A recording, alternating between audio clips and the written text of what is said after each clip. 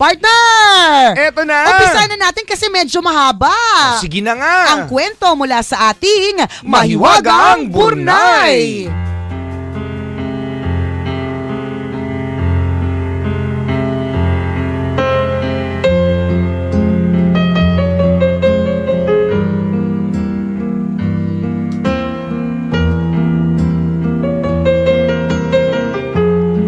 Taong 1984.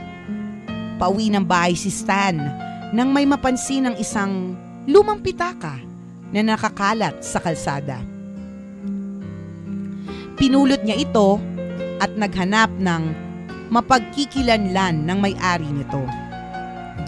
Ngunit ang tanging laman ng pitaka ay $3 at isang lukot na sulat na mukhang matagal nang nakatago sa loob nito.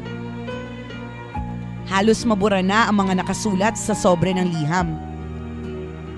Ang tanging nababasa na lamang dito ay ang address ng nagpadala nito. Binuksan ni Stan ang sobre para makakita pa ng ibang pagkakakilanlan ng may-ari. Sa madaling salita, chismoso. Intrigero. Pero kunyari, pagkakakilala ng hinahanap, pero Correct. pera pa, pera! Baka meron pa dito, baka $3 lang. Binuksan ni Stan ang sobre para makakita pa ng iba pang pagkakakilanlan ng may-ari. Sa loob ng sobre ay nakalagay ang isang liham na may petsa na 1924. May 60 taon na ang nakakaraan nang maisulat ang liham.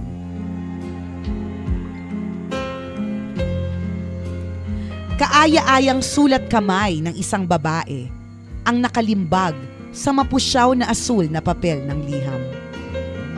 Nakalimbag sa mapusyaw Oo. na papel. Lalim naman, no?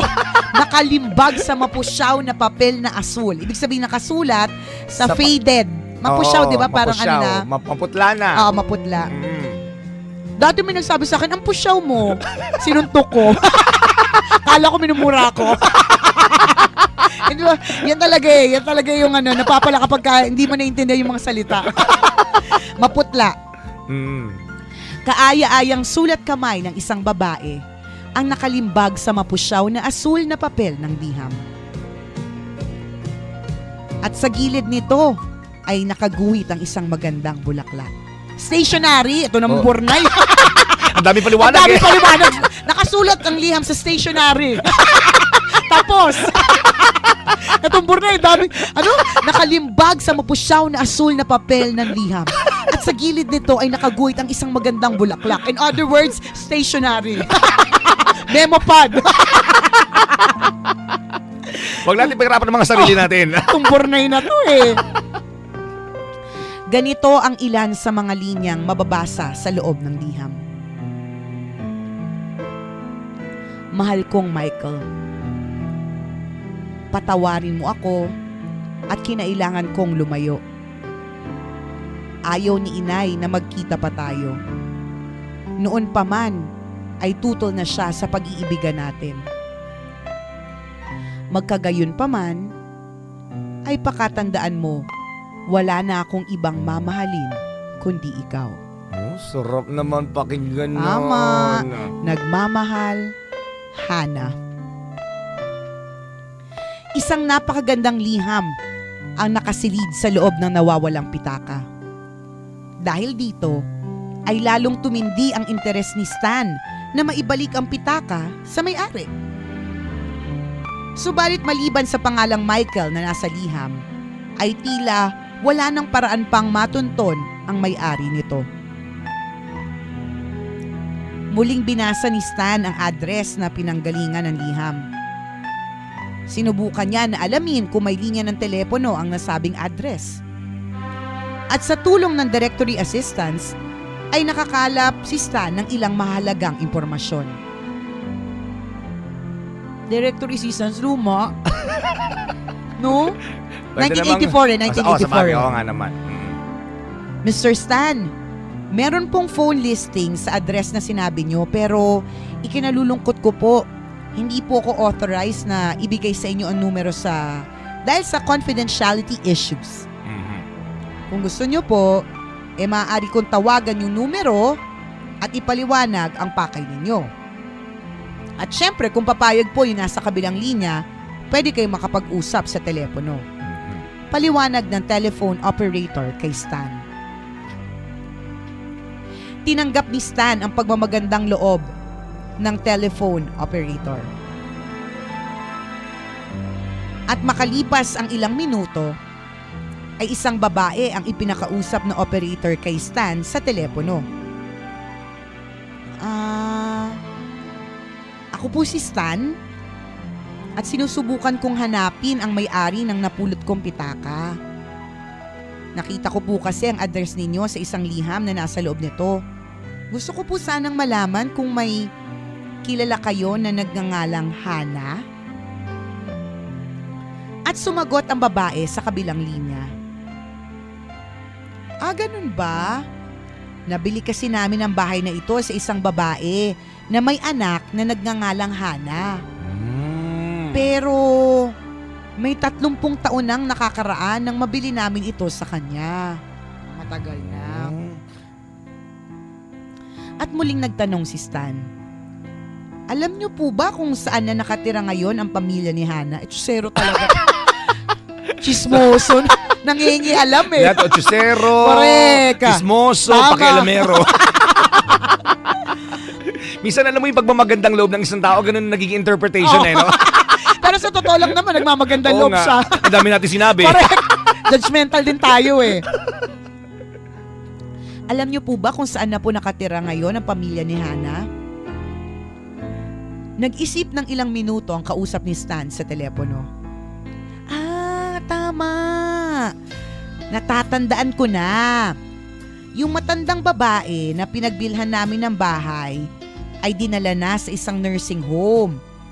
Kapag nakontak mo yung nursing home na pinagdalhan sa kanya, baka makakuha ka ng impormasyon tungkol sa anak niya na si Hana.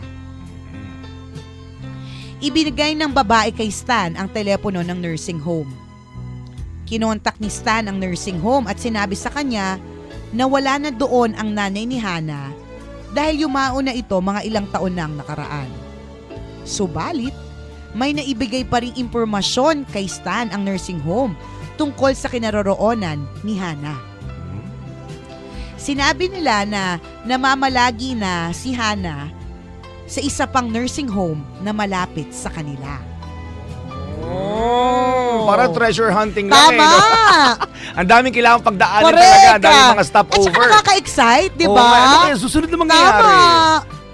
Matapos magpasalamat ay binabana ni Stan ang telepono. Teka, nababaliw na ata ako. Bakit ba ako nagpapakahirap sa paghanap ng may-ari ng wallet na to? Oo nga naman. Konti lang naman ang laman nitong pera. Tsaka lumang-luma na. Sabi ni Stan sa sarili. Taka din namin yan eh. Alam mo, mabuti kung ang laman niya sa damukal na credit cards. Oo. Lahat ng mga cards na mahirap i-apply. Correct. Driver's license. May kakakibat na isang bag ng pera. Correct, $3,000. Yan. $3 Tapos lukot na liham. Ito si Stan eh. Masyadong pakitang gilas Hindi busy. Tambay. Walang ginagawa. Sa kabila nito ay tinawagan pa rin ni Stan ang nursing home na kinaroroonan ni Hana. Yes sir. Positive po. May Hana po na naninirahan dito sa amin ngayon. Sabi ng lalaki sa telepono. Tila nabuhayan ng loob si Stan sa kanyang narinig. At kahit pasado 10:00 na ng gabi, ay nakiusap pa rin si Stan na mabisita si Hana. Ano ba naman to si Stan? Gabing-gabi na. Siyempre malamang matanda na to. Tulog na yan. Malamang 5:30 pa lang tulog na yan. Kailangan naman mahinga yung tao, diba? istorbo pa. Correct. Dahil lang sa curious ka, ito si Stan, pakailamero talaga. Okay. Kahit pasado 10:00 na ng gabi, nakiusap pa rin si Stan na mabisita si Hana. Sige po sir, kung makakapunta kayo ngayon dito, baka sakaling makita nyo po sa recreation room. Mga ganitong oras kasi siya nagpupunta doon para manood ng TV. At hindi nga nag-aksaya pa ng panahon si Stan. Nagmadali siyang makarating sa nursing home. Sinalubong si Stan ng isang nurse at isang gwardya. Sinamahan ng nurse si Stan sa ikatlong palapag ng gusali. At sa recreation room ay doon nakaharap ni Stan, si Hana. Maputi ang buhok at kulubot na ang mga balat. Sa kabila ng sobrang katandaan, ay kumikinang pa rin ang kagandahan ni Hana. At nang maipakilala kay Stan, ay isang matamis na ngiti ang iginanti ng matanda sa kanya. Nandito po ako para alamin kung sino ang may-ari ng pitaka na ito. Sa loob po kasi ng pitaka ay nakita ko ang sulat na ito. Agad na nakilala ni Hana ang liham na ipinakita sa kanya ni Stan. Huminga na malalim. At sila... May hika. Ano Ganun para? Gusto, di ba ba ganun sila? Huminga na malalim. At sinabi, Iho, ang sulat na yan ang siyang kahuli-hulihan kong sulat kay Michael. Naupo si Hana sa sofa at kasabay ng pagtulo ng luha. Imo. Nag-e-emote si Bigyan ng Lola. background music para eksena. Naupo si Hana sa sofa at kasabay ng pagtulo ng luha. Mahal na mahal ko si Michael. 16 na taong gulang pa lang ako noon. Kaya tumutol ang aking ina sa pag-iibigan namin. Masyado pa raw akong bata para umibig. Sino bang hindi iibig sa kagaya ni Michael Goldstein? Goldstein? Bukod sa maganda na lalaki, ay napakaganda rin ang kanyang kalooban. Napakalambing niya at sobrang maginoo. Hindi ko siya makakalimutan. Si Lola kinikilig. At muling tumindig si Hana at humarap kay Stan. Iho, kung sakaling makita mo siya, pakisabi mo naman sa kanya na lagi ko siyang iniisip. A long and lasting Hindi ko napigilan, sorry. Kailangan ko sumabay. Nagulat ako. A long and lasting. Sabi ko ba't ang lapit ng boses?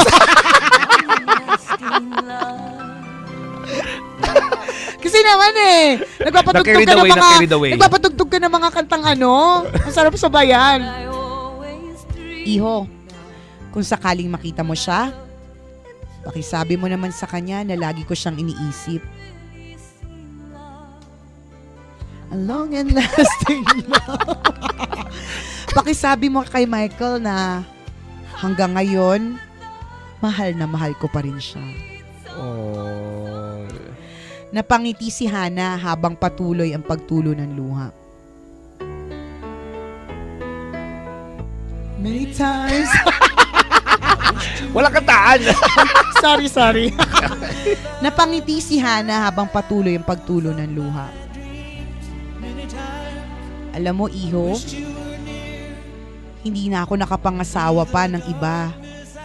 Dahil para sa akin, ay wala nang ibang lalaki sa mundo na makapapantay kay Michael Goldstein. Oh.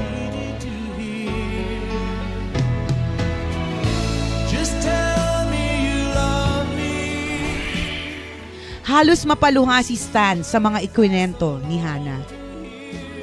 Nagpaalam na siya sa matanda at nagtungo sa lobby. Nang papalabas na si Stan ng gusali ay bigla siyang tinanong ng gwardya, bakit dala mo ang wheelchair ni Hana? Magnanakaw ka. Kay Hana yan Ibalik mo yung wheelchair. Huwag kang nangaano na matanda. Siyempre, hindi naman talaga yun ang nangyari. Okay. Nang papalabas na si Stan ng gusali, ay bigla siyang tinanong ng gwardya, Sir, nakatulong po ba ang matanda sa taong hinahanap nyo? At sumagot si Stan. Oo, boss. Naibigay niya sa akin ang apelyido ng hinahanap ko. Halos buong araw na ako naghahagilap ng impormasyon. Nakakapagod din talaga. Kaya bukas ko na siguro hahanapin ang may-ari ng pitaka na ito. Nang makita ng gwardya ang pitaka na hawak ni Stan, ay isa na namang bagong impormasyon ang lumitaw. Teka sir, mukhang nakita ko na yung pitakang yan ah. Alam mo sir, yung pulang tali na nakapaikot dyan, ganyan-ganyan ang tali sa pitaka ni Mr. Goldstein. Oh. Lumapit ang gwardya kay Stan at tiningnang maigi ang pitaka. Tama sir, hindi ako nagkakamali. Kay Mr. Goldstein nga ang pitaka na ito. Madalas niyang nahuhulog sa may hallway ang pitaka na yan. At mga 3 beses ko nang paulit-ulit na isinasaoli ito sa kanya. May ano? Ah! May possibility Yes! Ano kaya ang susunod na kabanata?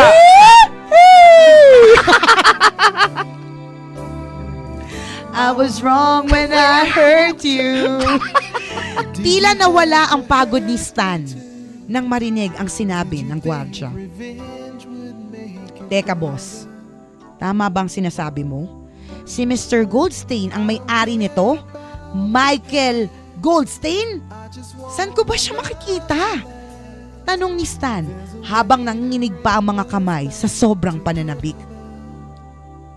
Sir, matagal na po dito sa nursing home si Mr. Michael Goldstein. Doon ang kwarto niya sa 8th floor. Sigurado ako na wallet niya nga yung napulot mo. Malamang nahulog niya yan sa labas kanina nang ipasyal siya ng nurse. Nagpasalamat si Stan sa gwardya at dali-daling nagpasama sa isang nurse para makita si Mr. Goldstein. Nang marating ang 8th floor, ay halos hindi mapakali si Stan. Tamang-tama, sir. Ayun si Mr. Goldstein. Nagbabasa siya sa recreation room, sabi ng nurse. Nilapitan nila ang matanda. Mr. Goldstein, may gusto kong kumausap sa inyo si Mr. Stan. May napulot po siya na pitaka ay kiniisip namin na baka sa inyo ang wallet na napulot niya. Kinapa ni Mr. Goldstein ang kanyang bulsa. Napansin niya na nawawala nga ang kanyang pitaka. Naku, nawawala nga ang pitaka ko. Inabot ni Stan ang pitakang hawak niya sa matanda. Napangiti ang matanda at sinabing, ito nga ang pitaka ko. Marahil nahulog ko ito kanina sa labas. Uy, maraming salamat sa iyo, iho ha. Naibalik mo sa akin agad to. Ay, teka lang. Bibigyan kita ng pabuya. Wow! Wow, may pera! O ito, wheelchair. Luma na kasi sa'yo na. Yun na. Pamana ko sa'yo. Antigo yan. Mataas na value niyan, antique. Teka lang at bibigyan kita ng pabuya. Agad namang tumanggi si Stan. Naku, Mr. Goldstein, wag na ho kayo mag-alala. Wag na ho kayo mag-abala. $3 lang naman yung laman yan, di ba? Anong mabibili ko sa $1? Siyempre, hindi gano'n ang sinabi ni Stan. Oh. Wag mo daw pangunahan. Nako, Mr. Goldstein, wag na ho kayo mag-alabala. Pero bago ho ako magpaalam sa inyo, meron po kasi akong gustong ipagtapat.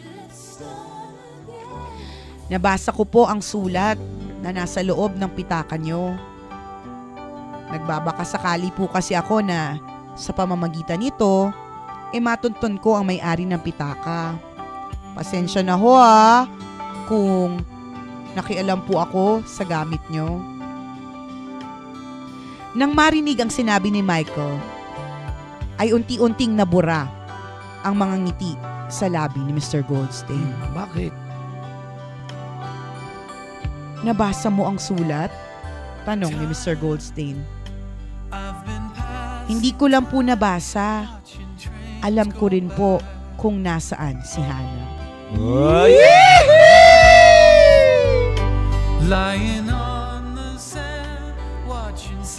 Halos mamutla ang matanda sa kanyang narinig. Tingnan mo to, atakihin mo pa sa puso.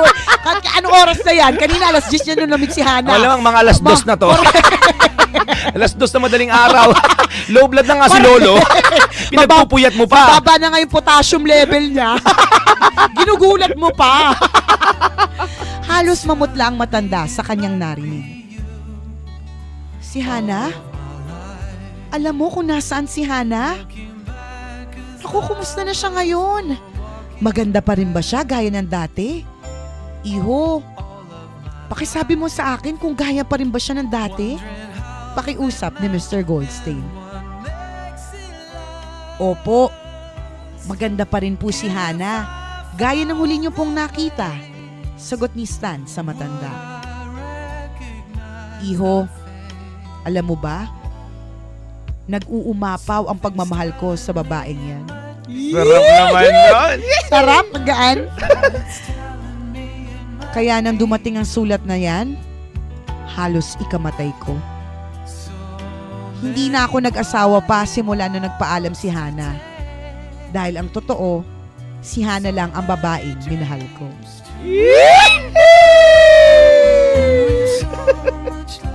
Dahil dito, ay agad na niyaya ni Stan at ng nurse si Mr. Goldstein sa kinaroroonan ni Hana. Nang makababa sila ng 3rd floor, ay nandun pa rin si Hana, nakatalikod at abalang nanonood ng TV. Lumapit ang nurse kay Hana at marahang sinabi, Hana.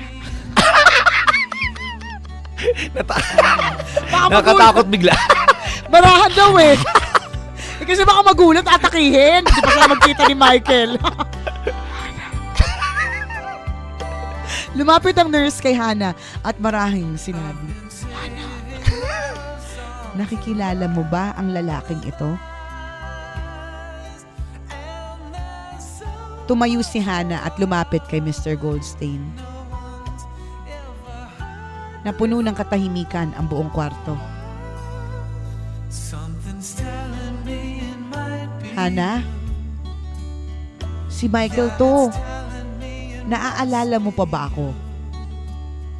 Halos hindi makapaniwala si Hana sa pangyayari. Michael? Ikaw nga ba yan? Kasunod ng hiyaw ni Hana, ay hiyaw ba? Michael! Ikaw nga ba yan? Kasunod ng hiyaw ni Hana, ang mahigpit na yakap sa kanya ni Michael. Umapaw ang luha ng kaligayahan sa buong kapaligiran. Dahil sa pagbabalikan ng magsing-irog na sina Michael at Hana.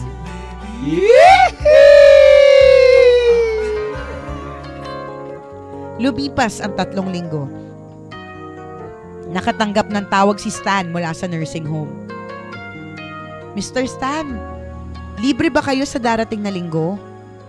Nais kasi kayong imbitahan ni Michael at Hana. Ikakasal na sila. The days would all be empty. The nights would seem so At nasaksihan nga ni Stan at ng buong nursing home staff ang pag-iisang dibdib ni na Michael at Hana.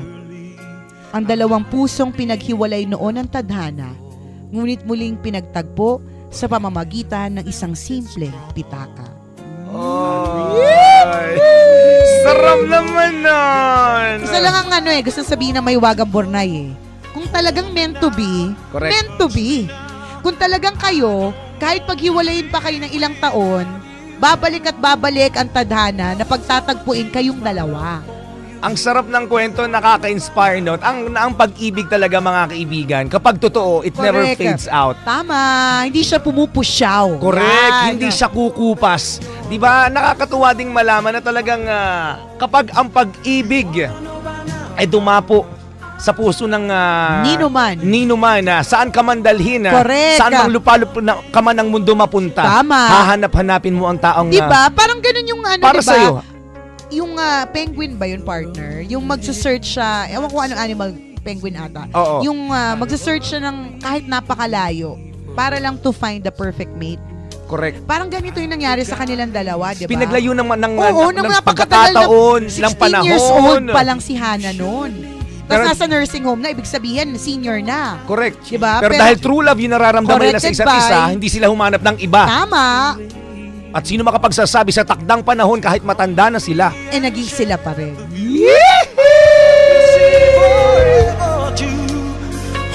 Thank you, may Wagang Burnay. It's so overtime now. Ang mga kwento po na may Wagang Burnay ay mababasa niyo po sa aming Facebook fan page. I-search nyo lang po, Tambalan! Pwede niyong i-like ng i-like, i-share ng i-share mga kabisyo para marami rin ang ma-inspire. Corrected by. Kayo nakatutok pa rin sa aming paborito, sa inyong paboritong Tambalan. Hanggang alas 12 tayo magkakabanding-bandingan dito sa Maynila. At syempre sa live streaming din. Via loveradio.com.ph. Muli po mga kaibigan, ito ang Tambalan ng isang balasubas. At ang isang balahura ko po si Nicole Yala. At ako naman si Cambio Kengres Chuper. Na nagsasabing, walang matatag na relasyon sa malanding may determinasyon. Yun!